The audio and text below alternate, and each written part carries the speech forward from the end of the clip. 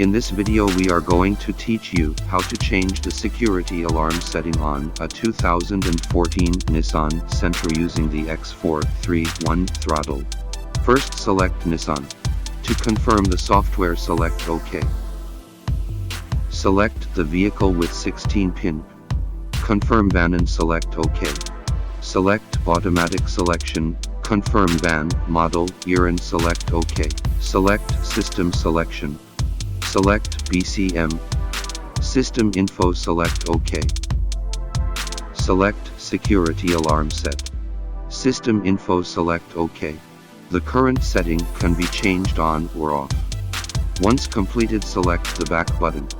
And that's how you change the security alarm setting on a 2014 Nissan Sentra.